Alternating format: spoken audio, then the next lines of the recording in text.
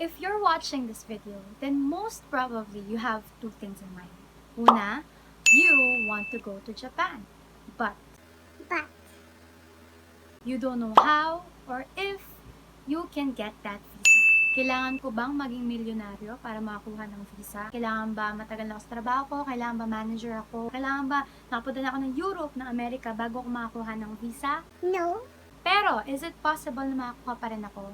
Yes, most definitely. So if you guys wanna know how to get that visa, then keep on watching.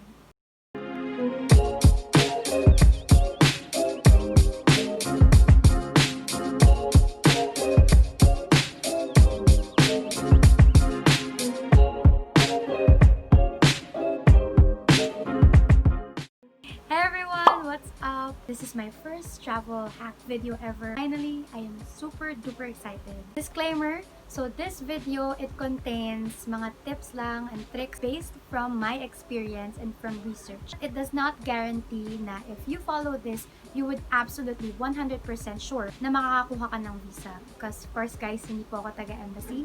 So, it's just based on my experience and my research and I would like to share it to everyone para magkaroon kayo ng idea and ng confidence na, oh, it is possible to get a Japan visa. 5 things you should know to get that Japan visa. Before we begin, let's try to define first what the visa is. The most simplest explanation, it's a permit. And ginagamit siya para makapasok ka sa isang country. Kung meron kang visa, you have the permit to enter their country. Yung visa, it limits or it sets boundaries kung ano yung pwede mong gawin sa loob ng country. So, depende sa type of visa na meron ka. If it's a student visa, working visa, so, dun malalaman kung ano yung pwede mong gawin. So, kung tourist visa ka, then of course, you're there for a limited number of days and you can only do traveling. So, hindi ka pwede mag-work, hindi ka pwede mag-study. Based from experience din and sa research, na there are 3 general standards na tinitingnan ang mga embassy or ang Japan embassy as to whether or not they will approve your visa. So, ano ba yung tatlong yon? So, una, if you are not a threat to their country. So, kailangan mapatunayan mo sa application mo na hindi ka delikatong tao or you will not cause any terrorist attack sa country nila. So, maayos yung background mo at maayos yung pinanggalingan mo. Pangalawa, that you have enough ties in your country para bumalik. So, kailangan mo mapatunayan sa embassy ng Japan na you have enough ties here sa Philippines or kung saan mang country ka nanggaling kung kailangan mo ng visa na babalik ka. So, yung ties na yan, it can be your work, it can be a business, it can be your family, or if you are studying here. So, pangatlo, mapatunayan mo na you have the means to finance yourself para makapag-travel sa country nila. So, if you have enough funds para hindi ka ma-stuck dun sa country nila. May pera ka ba? May budget ka ba talaga? So, they have to know that. So, yun yung top 3 things na tinitingnan ng Japan Embassy para makita kung, pwede ito magkaroon ng visa. So, what are the things that I should know in applying for a visa? Let's set the context. When I applied for my Japan visa, I was a 22-year-old female adult, first full-time work. 7 months in pa lang ako sa work, wala pa akong 1 year. I don't have 100,000 pesos plus in my bank account, that's for sure. 0 travel experience, as in, wala. 0. So what are the things I should know to get that Japan visa? Number 1, it's very important to know what type of visa you're applying to and to get all the necessary requirements for that specific visa.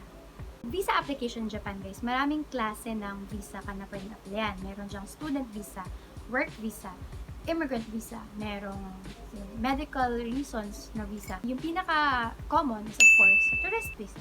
And for this video, we are going to discuss about the tourist visa.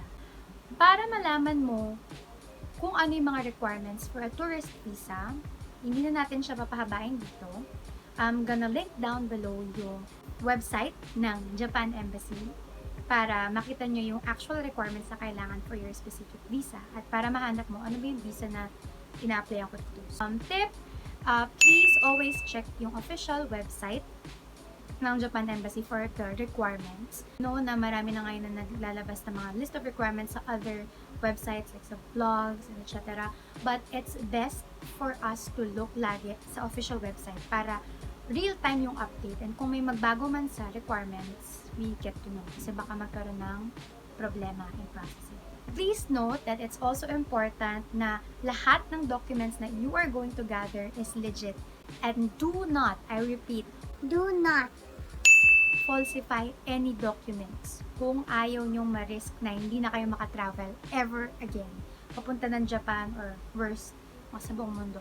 And if you've successfully gathered your documents for the visa, then you go to a specific accredited travel agency. Andun din sa Japan Embassy na website yung mga official list ng travel agency na pwede mong pagbigyan. Unlike the American visa, guys, yung Japan visa, wala siyang interview. You don't need to go to the embassy to get interviewed. Instead, ipapasa mo yung requirements mo sa specific travel agency. Recommendation, I highly suggest you go to Raha Travel Inc. So, tested ko na siya. Twice na ako nakapag-apply sa Raha and approved naman so far. Number 2, earn the amount of money equivalent to your travel duration. Tip on the show money na laging tinatanong, hindi nyo kailangan ng million peso para ma-approve sa Japan visa. So, it's actually a red flag sa Japan Embassy if you have a chunk of money in your bank account tapos for a short period of time ka lang mag-stay. So, hindi siya tugma. All you have to do is estimate magkano ba ang cost of living sa Japan per day and then itugma nyo siya sa duration of stay nyo and then yun yung i-target nyo na ipunan. It's safe to say na Japan can cost you at least 8 to 10,000 pesos a day equivalent sa Japanese. Yes, Japan is not cheap. I swear, it's not cheap. Okay? So, kailangan po magbayad ng accommodation, ng transportation. So, it's very costly. Kaya, 8 to 10,000 pesos yung pinaka-safe na budget. So, let's say you're going to stay for 5 days. Times mo lang yun. So, 10, 20, 30, 40, 50. So, at least siguro yun, 50,000 pesos. But, syempre, maglagay ka pa ng onting allowance kasi alam ka namang ubusin mo yung 50,000 pesos 5 days. Plus pa na, let's say 10 to 20 pa. So, 50 plus 20, so 70, ganun. So, for a 5-day trip, siguro safe na yung ganong klase ng amount. Don't worry if you don't have the specific money pa for that. You can always borrow and then maglalagay ka lang sa bank account just for the show money, for extra, just to be safe. But, remember, it's a red flag if you are going to put a whole chunk of money in your bank account ng isang lagayan. So, makikita nila yun sa bank statement. Okay? So, kailangan ang paglagay dyan, dahan-dahan. So, let's say, for example, you're going to plan for your trip ahead, and then per month, pwede kang maglagay ng borrowed money mo twice a month dun sa bank account mo para mag-grow siya gradually, hindi yung biglaan. Kasi makikita nila yun kasi medyo sketchy yun. Okay? So, never put a huge chunk of money in your bank account ng isang bagsakan kasi that's a red flag. Number 3, do not place any expensive costing activities in your itinerary. Okay, so part ng requirements for a Japan visa is magsasubmit ka sa kanila ng itinerary mo sa template nila. And I highly suggest na if it's your first time and you have a limited budget na mapapakita sa show money mo, lagay mo lang dun sa itinerary mo yung mga pinakasimple lang, like free activities. Let's say, going to Shibuya para makita yung statue of Hachiko. Or pupunta ka lang ng park or ng temple. So, yun lang yung ilagay nyo. Huwag na muna kayo maglagay ng Disneyland or anything. Number 4, for first-timers, I repeat, first-timers, it's very important and I think it's more effective for you to request for a single entry visa.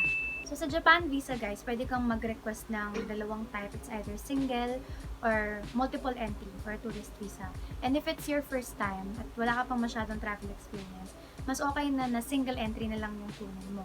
Pinaka-minimum na araw ng stay na lang para hindi rin masyadong sketchy. So, let's say, for example, ang ilagay mo lang dun sa application mo, you're going to stay there for at least 4 to 7 days. And that's it. Mas safe na yon. And number 5, be proactive.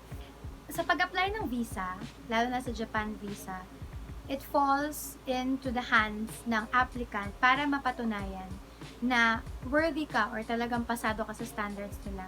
Yung 3 general standard na sinabi natin kanina para makakuha ng visa. As much as you can, ibigay mo lahat ng requirements kahit hindi naman mo na hinihingi. Sabihin mo sa travel agency, nag-submit ako ng round trip ticket para mapatunayan ko na, babalik ako ng country ko. Nag-submit din ako ng, let's say, pay stub para makita nila na yung monthly income mo is there. So, pwede naman yun. Pwede mo naman sabihin sa travel agency na mag-submit din ako nito para extra assurance sa Japan Embassy na you are definitely qualified at talagang wala kang binabalak na masama. Additional tip para sa pag-apply ng Japan visa, when you identify your specific visa, stick to that specific requirement or yun yung talagang i-declare mo sa Japan Embassy. So, if you're in a tourist visa, wag kayo magme-mention sa itinerary nyo na you're going to visit a friend or a family kasi sobrang red flag yun for them. So, if you're a tourist, then just state na you're a solo traveler or you're with someone from the same country na magka-travel kayo together. And do not mention na if may friend kayo, do not mention na you're gonna visit. Unless you are applying for a visa to visit a friend, or to visit a colleague or a family. Kasi dun mag-a-apply yun. Isipin nila baka mag-stay ka dun, maghanap ka na ng job kasi may kaibigan ka naman, ganyan. Be well prepared. Okay? Give it at least 5 months or even more. It's never too early to prepare for that visa or for your travel. Be well prepared sa mga requirements mo. Make sure to double check everything na maayos yung requirements, kompleto, para sure balls na makakakuha kayo ng Japan visa. So, it's never too safe. Better safe than sorry. And it's also important to know na a single entry Japan visa is only valid for 3 months. So, it's best to apply for a Japan visa at least 3 months before your travel date. So, pinaka-safe ng 3 months and wag nang bababa ng 1 month. What if may problema ka sa document? So, para meron kang specific na allowance sa pag-process if may mga kulang na documents, you can process it on time. So, that is it, guys. That is the 5 things that you need to know to get that Japan visa. It's not much, but I hope nabigyan kayo ng idea na it is possible to get your Japan visa kahit na hindi ka milyonaryo or hindi ka pa nakapag-travel anywhere. It's really possible. Just be well prepared and be really motivated. Pupunta ka ng Japan. Push ko to kasi possible siya. If you have any questions, please comment down below. If you want a specific video on the step-by-step procedure ng pag-apply ng Japan visa, let me know. If this video was helpful, put the thumbs up and please subscribe to my channel for more content on channel. And I'll see you on the next video. That is it. I hope na makuha niyo yung Japan visa na yan. If you do, let me know kung nakakuha kayo after this pandemic. It's never too early to prepare and it's not bad to look forward sa future travels pa natin after nitong lockdown, after nitong pandemic na to. You can go to Japan. Everyone can go to Japan. If it's your dream country, you can. And maniwala lang, and put that on your bucket list. So, I'll see you guys on the next video. Bye!